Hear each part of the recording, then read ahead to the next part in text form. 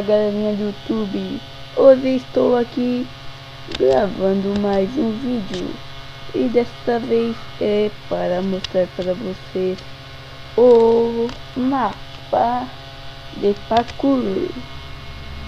Já é outro, não é aquele mesmo não, tá galerinha? E vamos ver se eu consigo descer aqui, né, porque o negócio tá... Vamos ver aqui.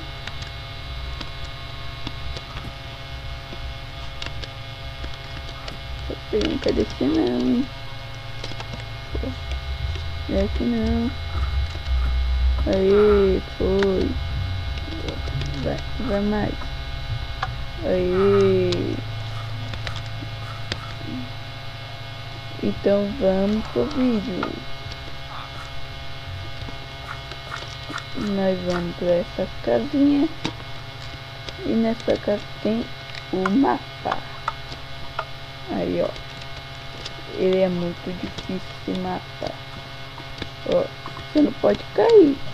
Ah, o louco, no começo você vai estar caindo. Ele é muito difícil. Você tem que saber. Olha lá, ó. Vamos mais uma vez.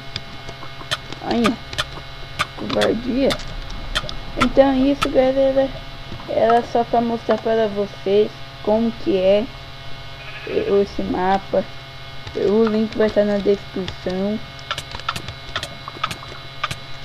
O link vai estar na descrição. Então é isso, né, galera? Aqui, vamos colocar aqui.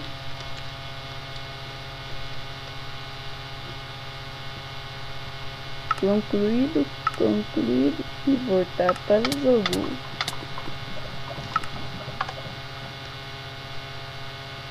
Eu já tinha baixado um mapa, né, que era de parkour também, né, só que era mais fácil do que esse, né. Cada vez que você passava, né, ficava mais difícil. Só que essa daqui na primeira fase, não tô conseguindo nem passar do primeiro bloquinho. Olha lá, ó. Vinha.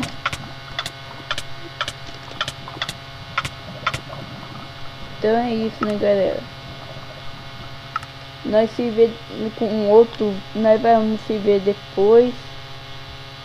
Então é isso. Eu quero que vocês gostem, né? Tomara que vocês gostem, né? Eu quero que vocês se inscrevam no meu canal, por causa que daí se vocês se inscreverem no meu canal, né, daí vai ser muito bom.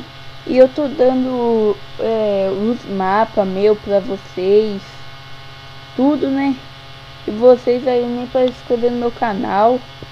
Então eu quero que vocês se inscrevam. Valeu. E um boa noite, dorme com Deus, bom dia, boa tarde, um dia abençoado. Aqui é 2020, então é boa noite, né? Valeu!